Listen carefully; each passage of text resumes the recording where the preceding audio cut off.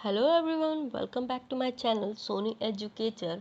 Today we will discuss about Environment Protection Act 1986. Please share and subscribe my channel and press the bell icon for new updates. Environment Protection Act 1986 आज हम इस act को discuss करने वाले हैं detail में। देखते हैं ये एक्ट है क्या।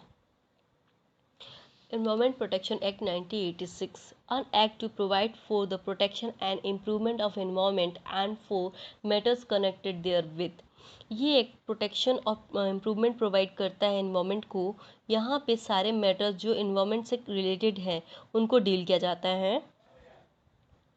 Whereas the decisions were taken in the United Nations Conference on the Human Environment held at Stockholm in June 1972, in which India participates to take appropriate steps for the protection and improvement of human environment.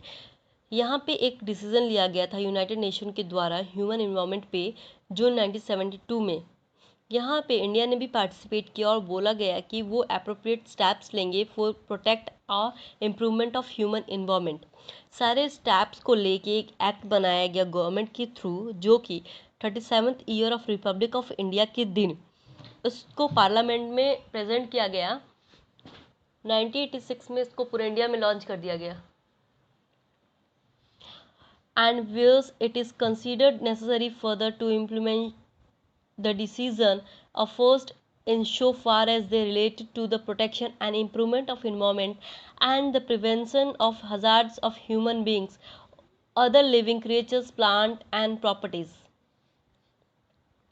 Okay, next हम इसके कुछ chapters को देखेंगे। यहाँ पे कुछ chapters हैं जिसको जो इम्पोर्टेंट है हमारे एग्जाम के पैटर्न से। चैप्टर फर्स्ट में 2 पॉइंट्स हैं, देखते हैं हम उसको। First, short title, extents and commencement. This act may be called the environment protection act 1986। इस एक्ट को हम बोल सकते हैं कि ये एनवायरमेंट प्रोटेक्शन एक्ट है। It extends to whole of the India. ये पूरे इंडिया पे लागू किया गया और जम्मू कश्मीर में भी इसको लागू किया गया। It shall come into force on such date as the central government by notification in official gazette appoint and different dates may be appointed for different provisions for the act and for different areas. Official gazette जो है उसमें central government ने notify किया था, उसी notification के through इस act को लाया गया डिफरेंट एरिया में। फिर हम सेकंड पॉइंट को देखेंगे। यहाँ पे इस एक्ट में कुछ डेफिनेशंस दिए गए हैं एनवायरनमेंट के रिलेटेड। फर्स्ट को देखते हैं हम। First, what is environment? Includes water, air and land and the interrelationship which extends among the between water, air and land and human beings, other living creatures, plants, microorganisms and properties. यहाँ पे बोला गया है environment होता क्या है। इस act के अकॉर्डिंग इन्होंने बोला है एयर, वाटर, लैंड और उनकी आसपास की बीच की इंटर रिलेशनशिप है जो कि वाटर, एयर एंड लैंड में डेवलप होती है या फिर ह्यूमन बींग्स के बीच में डेवलप होती हैं। उसमें और भी बहुत सारी लिविंग क्रिएचर्स भी आती हैं जैसे प्लांट और माइक्रो ऑर्गेनिज्म और प्रॉपर्टीज़। इन सबको हम इन्वायरमेंट बोल सकते हैं। नाउ हम सेकंड देखेंगे। सेकंड क्या है? Environment pollutant. ये एनवायरमेंट पॉल्यूटेंट क्या है इस एक्ट के according? Means any solid, liquid और gases substance present in such concentrations as may be और tend to be injurious to environment. यहाँ पे बोला गया है कोई भी तरीके से सॉलिड, लिक्विड या गैसेस सब्सटेंस जो कि जो ह्यूमन कंसंट्रेशन से उसको ख़राब करती है या फिर इंजर करती है वो हमारे इन्वायरमेंट में, वो सब इन्वायरमेंट पॉल्यूटेंट है। थर्ड हम देखते हैं एनवायरमेंटल पॉल्यूशन क्या है। ये means the presence in the environment of any environment pollutant. यहाँ पे एनवायरमेंट पॉल्यूशन के डेफिनेशन के जो दिया गया है एक्ट के अकॉर्डिंग वो है हमारे एनवायरमेंट में जिस भी टाइप की पॉल्यूटेंट है वो सब एनवायरमेंट पॉल्यूशन होगा। नेक्स्ट यहाँ पे डेफिनेशन दी हुई है हैंडलिंग की, फिर हजारियस सब्सटेंस की। मीन्स एनी सब्सटेंस और presence preparation which by reason of its chemical properties or handling is liable to cause harm to human beings, other living creatures, plant, microorganism, properties or the environment. किसी भी type की chemical properties और handling अगर harm करती है human beings को, living creatures, plant, micro organism, properties या environment को, वो सब हाजार्डियस सब्सटेंस है।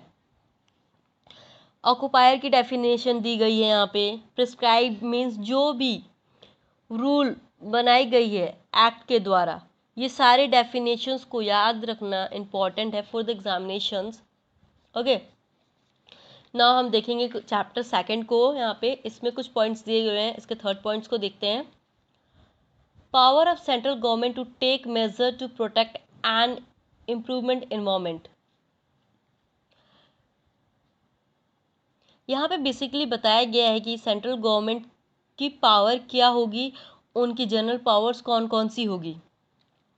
Subject to be provision of this act, the central government shall have the power to take all such measures as it deems necessary or expedient for the purpose of protection and improving the quality of the environment and preventing, controlling and abating environment pollution.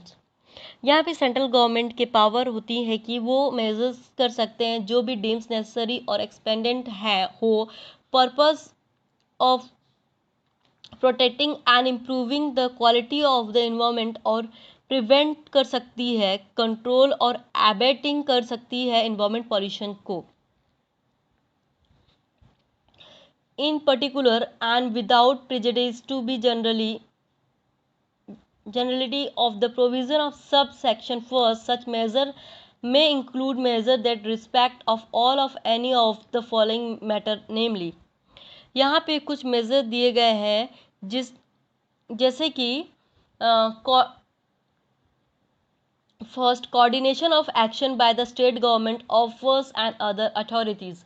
Coordination of action by the state government officers and other authorities means यहाँ पे जो state government है वो एक साथ मिलके action ले सकती है। यहाँ पे बहुत सारे रूल्स हैं। यहाँ पे इस एक्ट को अकॉर्डिंग इन्वायरमेंट प्रोटेक्शन लिया जाएगा और रूल्स बनाए जाते हैं। यहाँ पे जो भी रूल्स होंगे हम उनको कभी भी फोर्स में ला सकते हैं, वो सब कुछ जो होंगे उस एक्ट से रिलेटेड होंगे। नाउ हम इसका नेक्स्ट पॉइंट देखेंगे, appointment of officers and there powers and the functions. Okay, यहाँ पे बात की गई है कि किस तरीके से ऑफिसर्स को अपॉइंट किया जाएगा, उनका क्या पावर्स होंगे, उनके क्या क्या फंक्शंस होंगे। Okay, first, without prejudice to the provision of subsection 3 of section 3, the central government may appoint officers with such designations as it thinks fit for the purpose of this act and may entrust to them such of the power and function under this act as it may deem fit। जो section 3 है उसका जो सब section 3 है उसमें बताया गया है किस तरीके से सेंट्रल गवर्नमेंट अपॉइंट करेगी ऑफिसर्स को, उनको कैसे डेजिग्नेशंस देगी और जो उनके लिए फिट हो for the purpose of this act. फिर नेक्स्ट देखते हैं, the officers appointed under sub section first shall be subject to the general control and direction of the central government or if so directed by the government also of the authority or authorities if any constitute under subsection 3 of section 3 or of any other authority or officers। यहाँ पे officers appoint की बात की गई है sub section 1 में section 3 के according.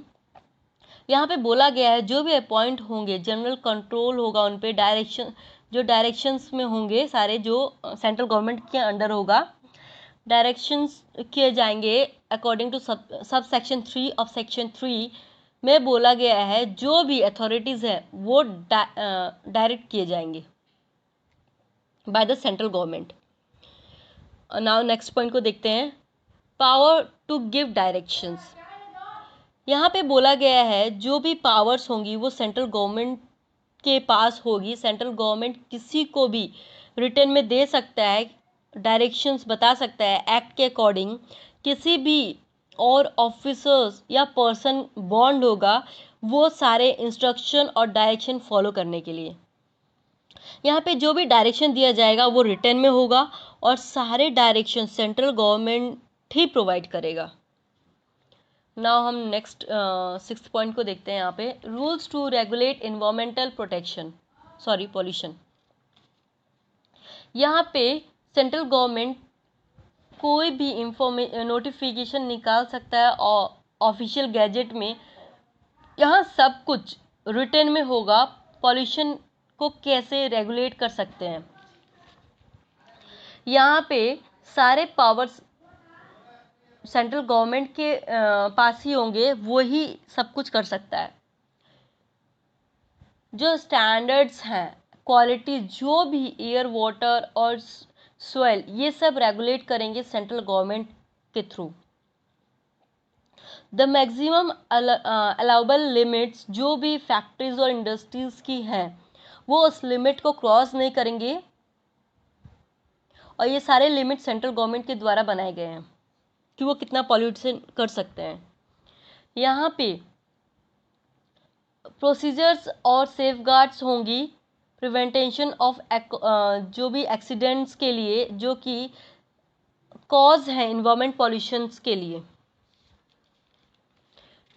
और प्रोवाइड करेगी remedial measures for such accidents. अब यहाँ पे हम कुछ थर्ड चैप्टर को देखते हैं जो कि है prevention, control and abatement of environmental pollution. कुछ पॉइंट्स दिए गए हैं यहाँ पे। इसका 7th पॉइंट है। जो बाकी के 6 पॉइंट्स है वो हमने फर्स्ट चैप्टर और सेकंड चैप्टर में देख लिए। अब इसमें नेक्स्ट पॉइंट्स देखेंगे। Person carrying on industry operations act not to allow emission और discharge of environmental pollutant in excess of the standards. यहाँ पे बोला गया है कोई भी इंडस्ट्री है या पर्सन है वो कोई भी डिस्चार्ज नहीं कर सकती है पॉल्यूटेंट नहीं को। जितना लिमिट है उतना ही कर सकती है, उससे ज़्यादा वो एक्सटेंड नहीं कर सकती है। ना point 8, pollution handling hazardous substance to comply with procedural safeguards। यहाँ पे इंडस्ट्री को सारे सेफगार्ड्स लाइन फॉलो करने होंगे और कंप्ले करने होंगे। Now next point, furnishing of information of to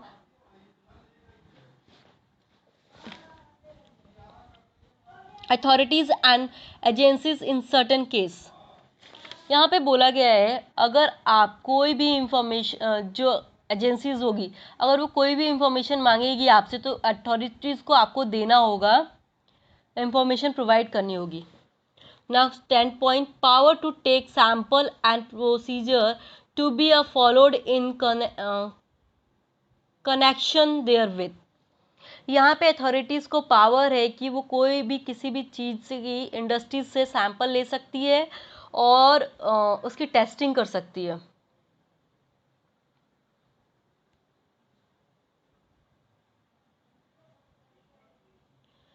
next, environmental laboratories.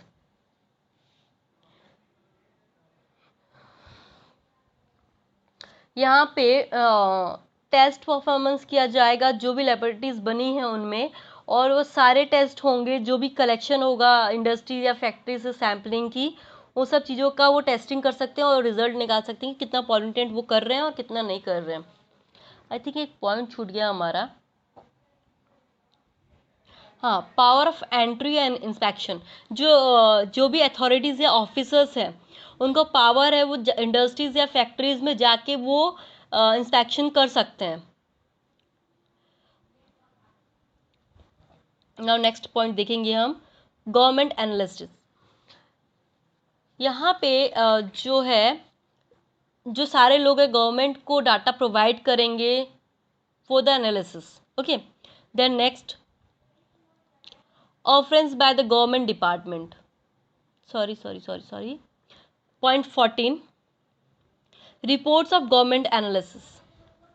यहाँ पे जो भी जितने भी रिपोर्ट्स होंगे उनको सबको गवर्नमेंट को देना होगा, गवर्नमेंट के टाइम के अकॉर्डिंग जब भी वो गवर्नमेंट मांगता है कि हाँ मुझे ये रिपोर्ट सबमिट करो, जो भी उनका टाइम ड्यूरेशन दिया जाता है, जैसे वीकली, मंथली, ईयरली, ओके, जो भी ये सेंट्रल गवर्नमेंट फिक्स करे टाइम, उस टाइम के अकॉर्डिंग उनको ये एनालिसिस पूरा रिपोर्ट जो है वो प्रोवाइड करना होता है।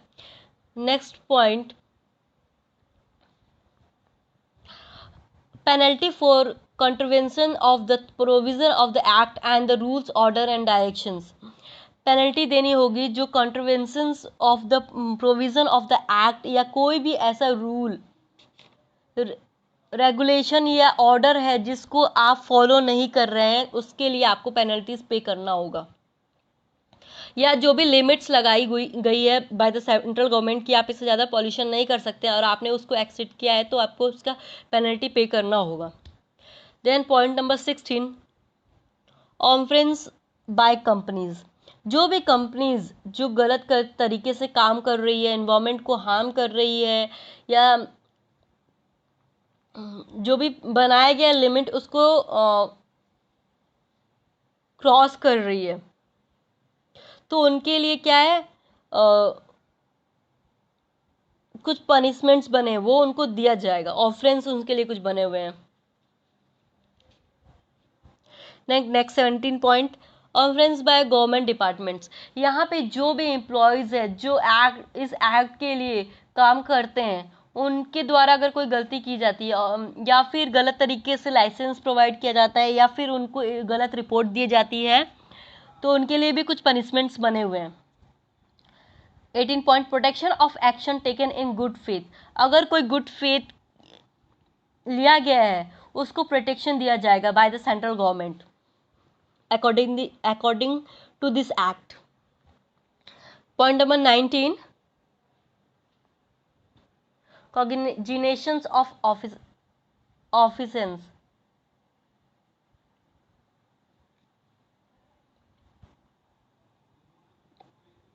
यहाँ पे जितने भी ऑफिसर्स होंगे उनका क्या इम्प्लीमेंटेशन होगा।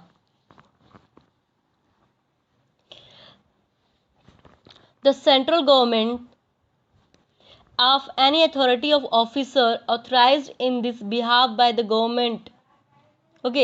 Second, any person who has given notice of the not less than 60 days in the manner prescribed for the allegance of offense and of his interaction to intention to make a complaint to the central government or the authority of officer authorized as a forest।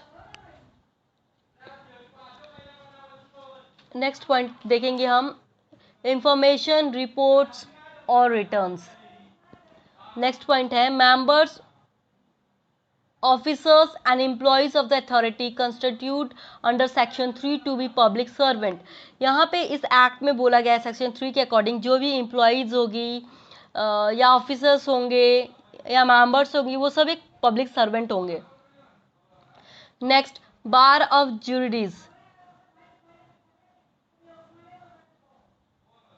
Jurisdiction of, यहाँ पे बात की गई है इसकी भी, effect of the laws. जो भी लॉज है उनके क्या इफेक्ट होगा इस लॉ पे, ये भी बताया गया है।